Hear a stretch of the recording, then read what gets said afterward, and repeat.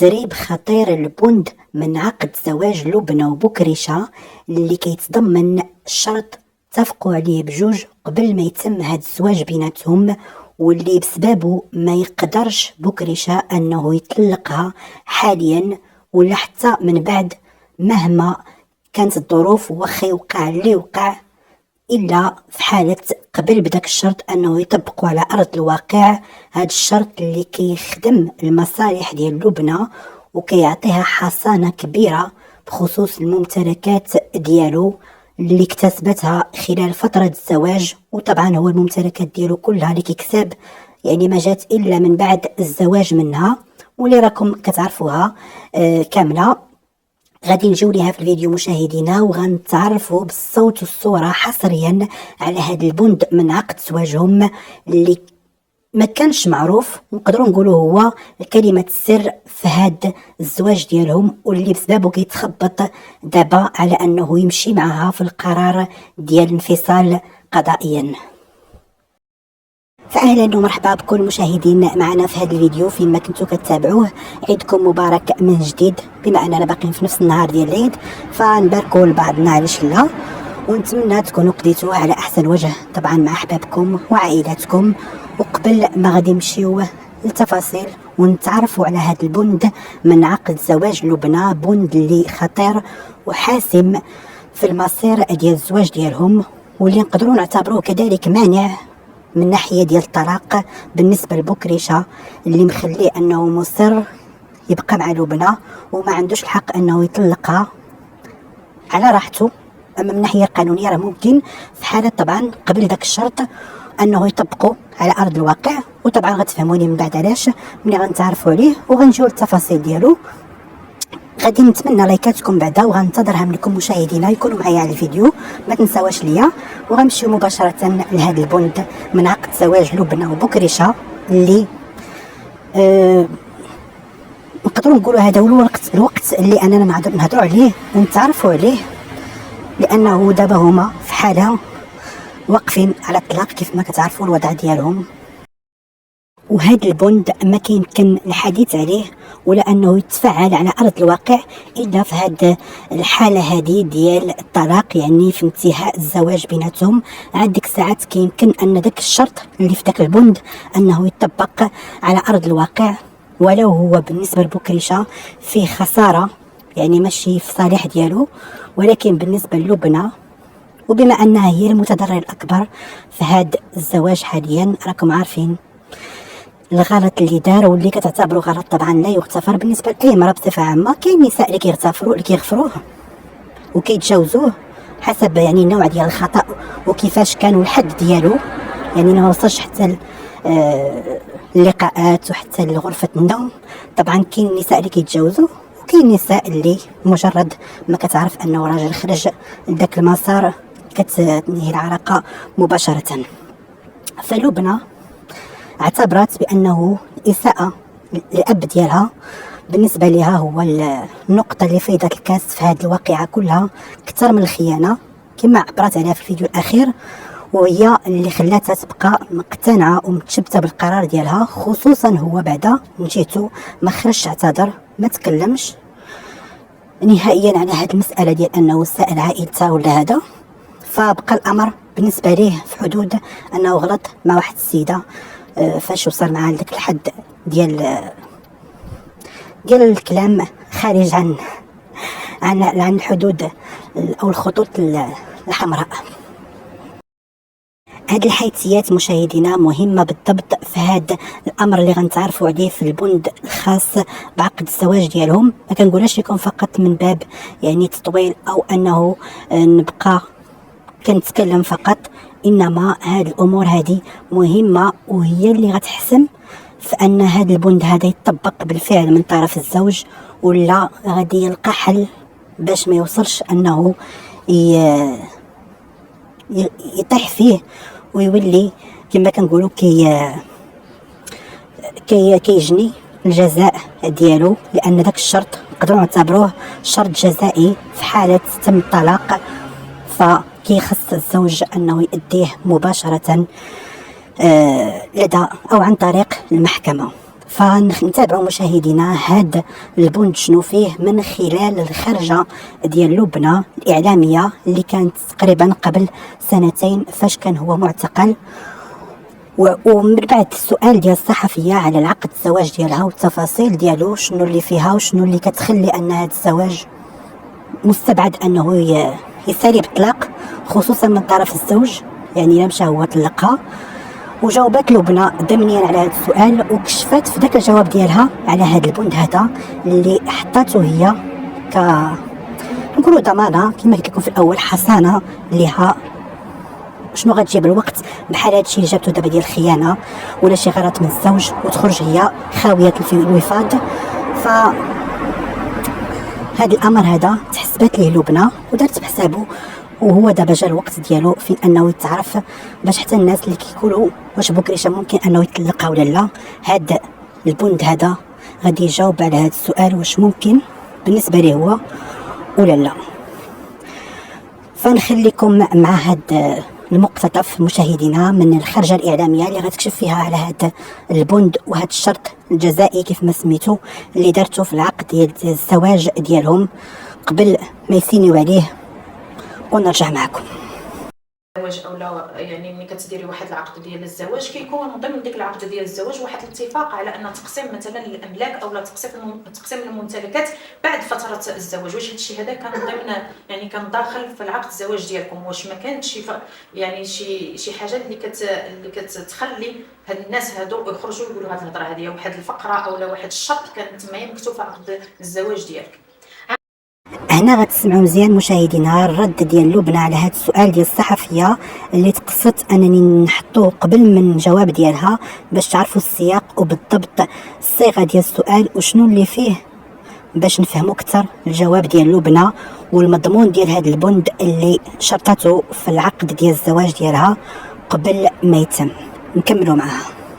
عقد الزواج ديالي لا فيه واحد الفقره ديال تقسيم الممتلكات بعد الزواج، هذا لا يعني انه عقد عمل، هذاك راه عقد زواج وكتكون واحد الفقره وكتكون واحد الورقه تابعه مستقله على عقد الزواج، اي مغربي يقدر يديرها. هذا لا يعني ان اي مغربي عنده داك الفقره اذا عنده عقد عمل. هنا غتلاحظوا ان الصحفيه عاودت السؤال بصيغه اخرى اوضح ومباشره اكثر من الطريقه اللي عاودته بها في الاول باش تمشي كما كنقولوا تجبد المعلومه من لبنى مباشره بشكل صريح، ولبنى حتى هي غتفهم القصد ديال الصحفيه وغتجاوب عليه نقولوا بشكل ضمني ونخليكم مع الرد ديالها. عندك انت شي عقد تابع لهذاك العقد الزواج؟ هادو اسراري، الا غنخرج لك انا عقد الزواج ديالي، انا فعلا عقد الزواج ديالي خرج، ولكن داكشي اللي بقى سري واش انا فيهم نخرجوا؟ انا ما نقدرش نخرج الحاجه اللي ما بغيتش انا نخرجها. حنايا دابا علاش قلت لكم ان لبنى هي اللي صرحت بنفسها وكشفات على المضمون ديال هذا البند وهذا الشرط اللي كاين في هذه الفقره هذه اللي تكلموا عليها هنايا. لاحظوا انها بغات تحاول تراوغ السؤال ديال الصحفيه، لكن في الاخير كما كنقولوا خدعت الامر الواقع واعترفت بانه كاين فعلا هذه الفقره هذه في عقد الزواج ديالهم. ونخليكم مع البقيه الاخيره اللي غادي تكشف عليها مباشره وغنرجعوا باش نتناقشوا التفاصيل ديالو والاثار او نقولوا الاثار القانونيه اللي ممكن ينتج عليها هذا الشرط هذا في حاله بوكريشه وافق انه يمشي يرفع طلاق عليها. ديك الفقره راه شتي عقد زواج كنتي راه فيه عقد زواج اي واحد فيه داك الفقره، في التالي قراو عقود الزواج كاملين كتلقاو ديك الفقره كاينه كيقول لك الا بغيتو تفقوا على الممتلكات ديروا عقد مستقل، درتو داك العقد ما درتوش ما كاين حتى واحد، كيف ما عاوتاني انت ديريه ما ديريش كيبقى بينك وبين الراجل.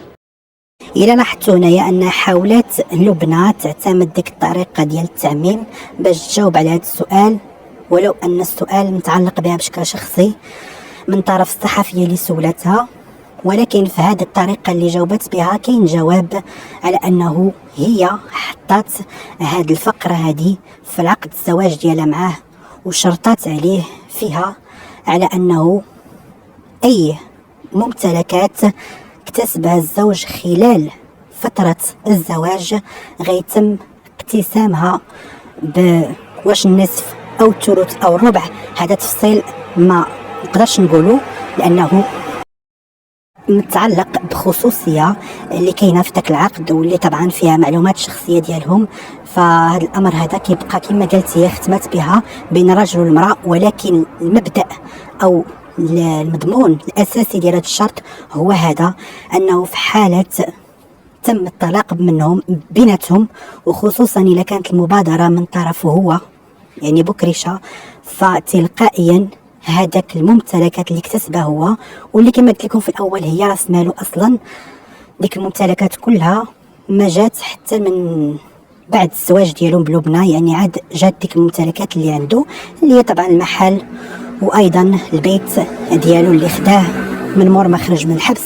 فهذه هي الممتلكات اللي لبنى عندها حق قانوني فيها قبل ما يكون شرعي، بموجب هذا البند هذا او هذه الفقره هذه اللي حطتها في العقد الزواج ديالهم قبل ما يسينيو عليه، واللي الزوج وافق عليها هو في كل او في كامل قواه العقليه. وبالتالي هذا الشيء وصلنا مشاهدينا لنتيجه وحده، انه في حاله تم هذا الطلاق بيناتهم حاليا في هذه الظروف اللي كاينه، غيكون بكرشه محطوط امام امر الواقع، هو اداء هذا الشرط الجزائي كيف ما هو وكيف ما حطاتو او فرضاتو عليه. الا بغينا نقولوا لبنى، راه قالت بانه كاين زوجات اللي كيديروه، كاين زوجات اللي ما كيرغموش الزوج على انه يسيني عليه ولا يحطوه في العقد بيناتهم، يعني باش ما تبانش بانها جايه على الطمع. ولا كاين بطبيعه الحال نساء اللي كيفكروا هكا، وكاين نساء اللي كيفكروا بحال هاد الظروف هذه اللي كتعيشها دابا، وبحال هاد النهار انه تقلب الامور كلها ضدها، وخصها تحفظ الحقوق ديالها وديال بنتها بالخصوص اللي كاينه في هذا الزواج في حاله تم الانفصال بيناتهم. وهذا الشيء بالفعل اللي كان دابا كنظن بانه وانتم طبعا على درايه ببكرشه كيف داير، فواش غادي يمشي يلجا للطلاق باش ينهي هذا الزواج، وفي الاخر يلقى راسو كيصطدم بهذا الشرط اللي خصو اوبليغاتوار كما كنقولوا يأديه، وهي طبعا ما غتخلاش عليه. راكم سمعتوا انه كتاكد بانه ما غتمشيش ترفع هي الطلاق وما غتجيش مبادره من عندها، خوفا من ان الحقوق ديالها تخسر منها، ما غنقولش كلها ولكن تخسر البعض منها في حاله مشات هي دارت المبادره. فهداك الشيء علاش الا هو بغى كما كنقولوا الحريه ديالو، بغى يعاود حياته كما كيقول من جديد والاستقرار ديالو من جديد، ولي طبيعه الحال غيلقى راسو بانه مجبر على انه يمشي ليه في حاله صافي استحاله الامكانيه ديال انه يرجع معها مع لبنى. فغادي يلقى راسو انه امامه هذا الشرط هذا، ولا بغينا نقولوا هذا الجدار هذا اللي صعيب انه يقبل عليه كنظن باش ينهي الزواج ديالو ويعاود حياته مع انسان اخرى، يعني بزواج جديد. فكنظن ان هذا الامر هذا مشاهدينا ما كنظنش ان بكريشه غيمشي ليه، لانه هو اللي مخبي وراه هذاك الخيار ديال الطلاق.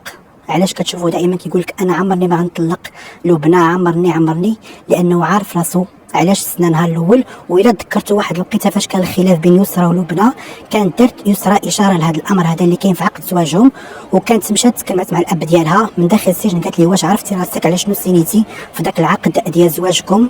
هو قال لها انه ما عارفش، انه ما كاينش، ولكن كنظن هو جاوبها بحال هكا غير باش ما يخسرهاش، باش ما تقلقش منه. اما الواقع ديال التعاقد والعقد اللي بينه وبين لبنى فعارف بانه علاش سنا وشنو كاين، وبان هي شنو شرطت عليه في الاول في هذا نقدر نقولوا حق مشروع، وهي طبيعه الحال دارته كاجراء احترازي. ودابا ملي نوصل الامر للواقع وكما كنقولوا الفاس في الراس، فلقات راسها بانها كانت على صواب في هذا الشرط اللي دارته في العقد ديالها، ودابا غادي ينفعها كما كنقولوا في حاله هو مشى وقرر انه ينفصل عليها عند القضاء. وصلنا لنهايه الفيديو مشاهدينا، وكان هذا هو البند او الشرط اللي لزمت به لبنى بكرشه في العقد ديالهم، واش غيلتزم به وغادي يطبقوا في حالة بغى ينهي هذا الزواج. إلا ما بقاتش عنده إمكانية ديال الرجوع، فما كنعتقدش وغيبقى مازال يلعب جميع الأوراق ديالو باش ما ينتهيش هذا الزواج مبادرة منه هو. فانتم مشاهدينا واش كتوقعوا على انه غيقبل به وغيمشي في مسار طلاق ولا العكس؟ غنتظر ارائكم في التعليق مشاهدينا، واش مع لبنى في هذا الامر ولا لا؟ ولايكاتكم كذلك ما تنساوش ليا. نشوفكم في فيديو قادم ان شاء الله. شكرا لكم والى اللقاء.